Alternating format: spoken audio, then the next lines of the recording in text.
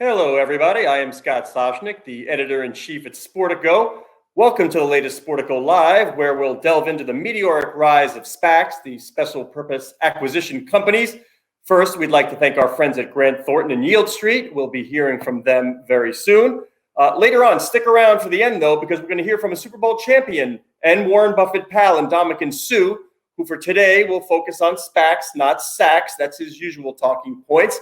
But speaking of Buffett, his business partner, Charlie Munger, yesterday sounded off on SPACs, saying, and I quote, "The world would be better off without SPACs." He added, "The popularity of SPACs reflects, again, I quote, crazy speculation." With that, let's begin with a trio of folks. My moderating wingman is Chuck Baker, the co-chair of the sports group at O'Melveny. And joining us, my good friend Mark Locke, the CEO of Genius Sports, and Adam Rothstein, the executive chairman of 890 Fifth Avenue Partners. Gentlemen, thank you so much for taking some time out of your day and joining us. Thanks for having us. Nice to see you, Scott. Hi, Chuck. Nice to see you. Good to see you both. Mark, you and I don't even know how many years ago it was. Do you know how long ago it was where I moderated that panel on Capitol Hill for Genius Sports, where you were attempting to convince people that sports betting's okay? The world will not end should sports betting come to the U.S. Yeah, I'm going to say it was 4 or 5 years. We wrote a white paper and put it out into the market, sort of trying to get a conversation going about it. So yeah, I'd say it was 4 or 5 years, and the attendance was good, I think, but nothing like the attendance that you seem to get these days, Scott. Well, thank you. But you and Adam are the draws today, and you too, Chuck. Adam, let's a bit of levity. The name of your SPAC, 890 Fifth Avenue Partners. If that sounds familiar to some folks, explain why they may understand or at least have some connection to it. Yeah, no, absolutely. So when we were coming up with the idea of doing a media and entertainment focused SPAC, one of the things we wanted to focus on as well was we wanted an operator centric SPAC. To a certain extent, the name SPAC itself in our mind is a little bit of a misnomer. You're not really acquiring a company as much as merging with a company. And so you're partnering. And at the end of the day, when you go through all the economics, you're actually a small sliver of the overall company at the end of the day post-merger. So one of the questions that we thought to ourselves was, you got to bring some value to be a preferred merger partner. And so we wanted to create an operator-centric vehicle. And so when we looked at the media and entertainment space and we said, what are the areas that we think will be most interesting?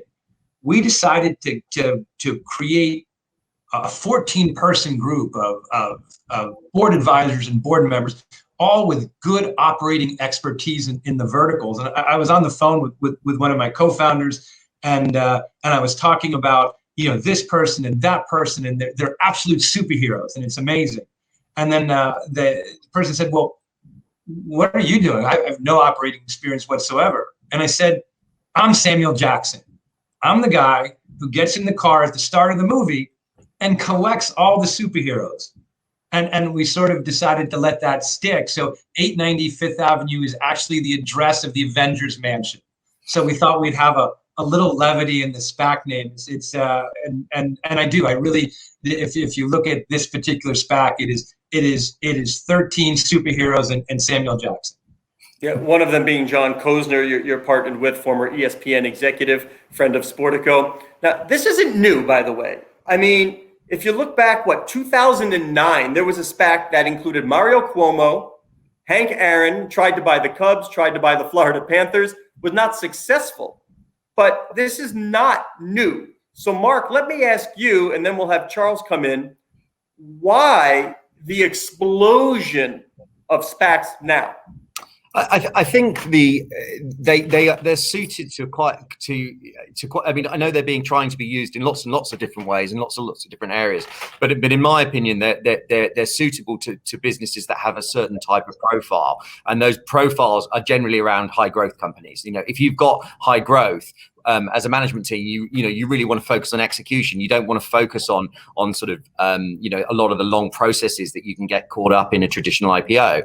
So SPACs give you the ability to get effectively, an IPO process done very quickly with very little distraction. It allows you to focus on the core business, focus on growth, and the opportunity cost that you may see from an IPO. You don't have the same opportunity cost from a SPAC, and that means that you're not as distracted, and the business continues to thrive. And I think those dynamics are really important to making the economics of a SPAC work. I think if more traditional lower growth businesses look at SPAC, I think it becomes a more expensive and harder thing to justify.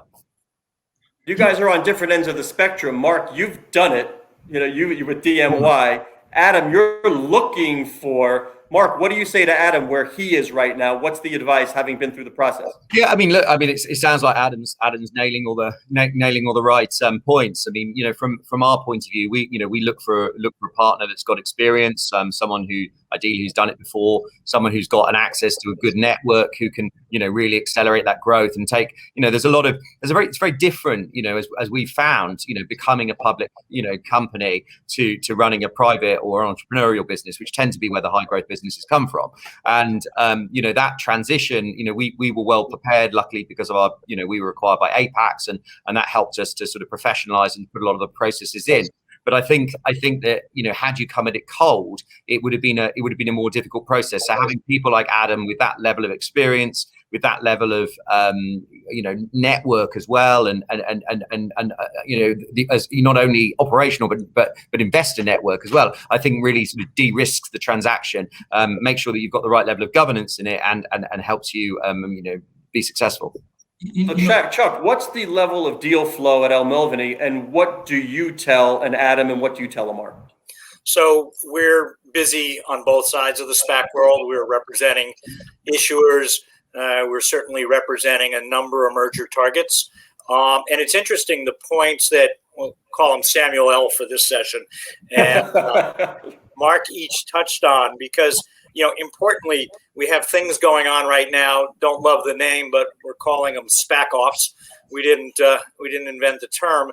And target companies are asking us, what should we be looking at as we're talking to 12 different SPACs, all around the same size. Each has a superstar or several superstars, these rock stars that Samuel L. gathered.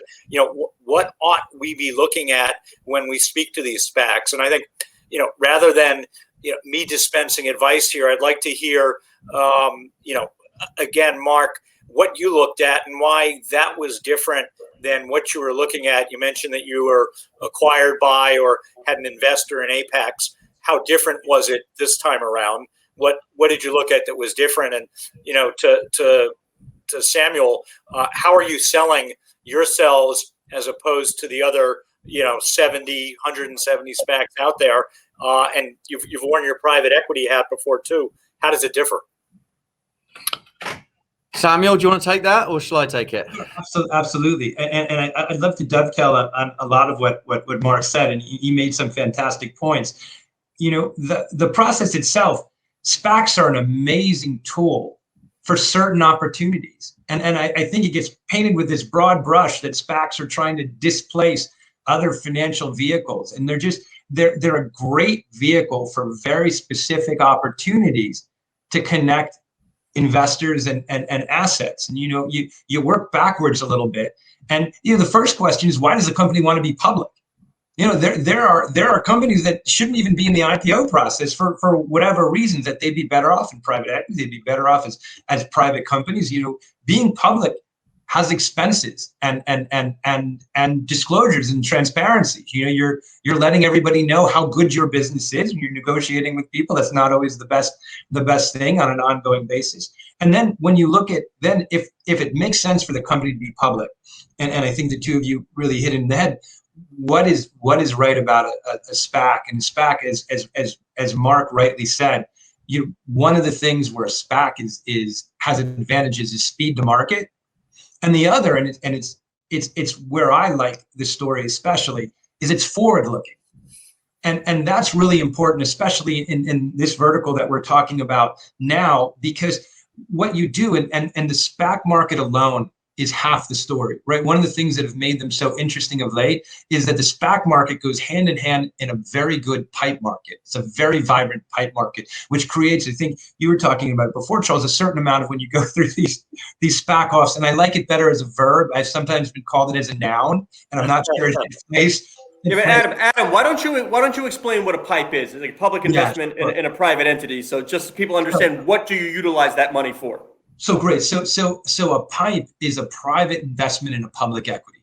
So what's been happening alongside, and you see this in a bunch of the SPAC announcements, is that the SPAC announces its merger partner at the same time a PIPE gets announced, and that's your public market investors coming in early at the agreed upon price, adding extra capital, and that's been and I think that's been a great validator in the process, because it prevents SPAC offs from becoming all price driven, right? Because it really is a merger for an ongoing entity, and if you compete solely on price, the pipe market will slap you down, right? So it becomes, I think what Charles was saying before, you can't just compete in price on this market. What are you bringing to the process and to the merged company on an ongoing basis? And that's become a super important part of the overall strategy.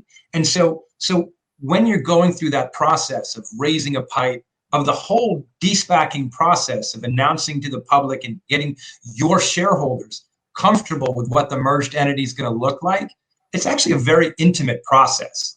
And so your ability to tell a forward-looking story in that process, it's one of the things that makes the vehicle so interesting. So for those growth companies where it's a disservice to talk about purely historical financials, it's a fantastic vehicle to give the market more transparency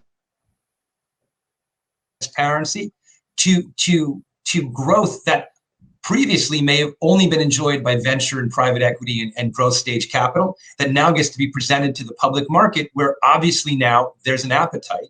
And again, it's a very good vehicle for matching the appetites of public investors and the opportunities of companies. And it's just one tool that they should have in their tool chest. Is it a good match for those that need equity in professional sports or to own sports teams? Again, these would become public vehicles where numbers must be disclosed. You understand perhaps where sports leagues would like to keep an arm's length and say, we'd rather not everybody know our numbers. But we're hearing a lot about SPACs going after professional sports teams. Does it work? Will it work? Do you think we'll see it? So I think that's it's a really interesting question, because you're right. I think one of the big costs there is the transparency, right? The benefit is that there's a huge appetite in the public market, not all of it being financial, which is not always a good thing in the long term. But there's a huge appetite, but there's a cost. There's the transparency aspect. There's just the pure reporting aspect. There's the cost of being a public company. Now, that said, the access to very liquid public markets is a huge advantage. And it does democratize ownership a little bit, which is a super interesting benefit as well, I would argue. But it's on a case-by-case basis. It may work within certain sports verticals and not in other verticals. I think, again, it's a unique financial asset. It has its place in the financial markets. It's not the cure for everything. But again, it's a very unique financial asset, and it should be in everybody's discussion when they're figuring out how to access the capital markets and how to get liquidity. That's when you talk about the growth in the valuations, you then get to a generational issue of how do you manage these enormous assets that are getting to a point where it's harder and harder for folks to afford them. And again, it's part of the trade-off. Yeah, one of the vehicles we're seeing is that these leagues are opening up investment to private capital, to institutional capital. The question is, Mark and Chuck, is this a good vehicle within that institutional capital to make it work because of that transparency aspect you just talked about? What do you think, Mark? I'm a little more bearish, to be honest, about the how appropriate a SPAC is for sports teams and sports league ownerships. They're different businesses. They don't have the same sort of growth dynamics. They have different types of stakeholders in the businesses. And I think coming back to what I said at the beginning, SPACs give you the ability to, as our friend Samuel said, look forward, look at your growth, make that available to people so they can buy into the long-term strategy that the business has, and it also gives you the ability to raise capital easily, either through paper or the cash that you can get onto your balance sheet, to make acquisitions and really grow the business. And I think those dynamics are appropriate, as I said, for certain types of companies which are high growth, that have an ability to be a consolidator. One of the things that I'm hearing, and speaking a lot more than I ever used to bankers these days, is that companies, quite small businesses really are still looking to go down the SPAC process, and I think that's quite a difficult thing to do as well.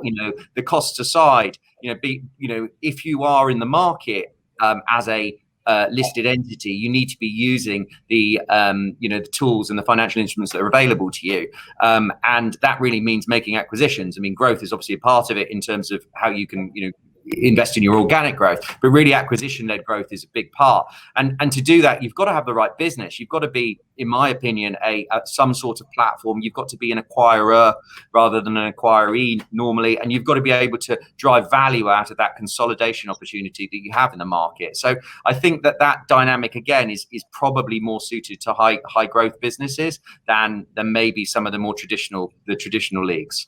By the way, Brendan Coffey's worked so hard to put a primer together on what SPACs are and why they're so popular. It's at the top of the chat if you want to take a look at it there. Chuck, I'm curious for you, and I know you're curious to what these guys say. When groups are being put together to buy professional sports teams, often there's a big name athlete involved, attached. We're seeing the same with SPACs. Is that a requirement? Is that an advantage? Why the big name athlete, whether it's Shaq, A-Rod, keep it going? Is it incumbent upon a SPAC to have somebody like that attached to it to get a deal done? So it's a great question. I don't think it's incumbent upon a SPAC, just like I don't think it's incumbent upon a group getting assembled to acquire a professional sports team.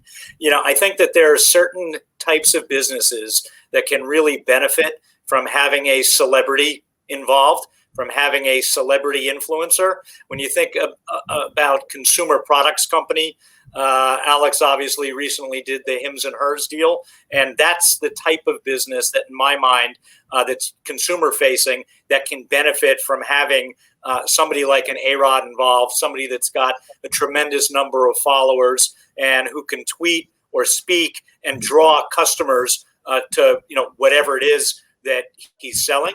I think more traditionally sports teams, while there's some excitement about having the professional athletes involved, I don't think it's required. It's certainly not required of SPACs. I think as we have seen so many SPACs come to market, and as the SPACs are trying to distinguish themselves, I think the celebrity, the athlete, the Shaq SPAC, there's a long list of them, can help them distinguish themselves and cut through the clutter about, because it's what gets written about, right? It's what's front facing. I just want to touch on Mark's your question to Mark and Mark's view about being bearish on sports teams being good vehicle for SPAC investment. The U.S. leagues generally don't permit it right now.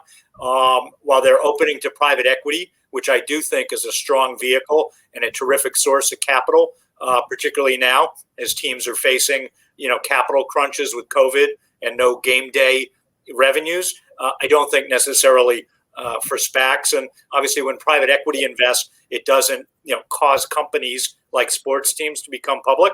And if we do see investing or investments in teams by SPACs and similarly by private equity, I think we'll see it in Europe before we see it here.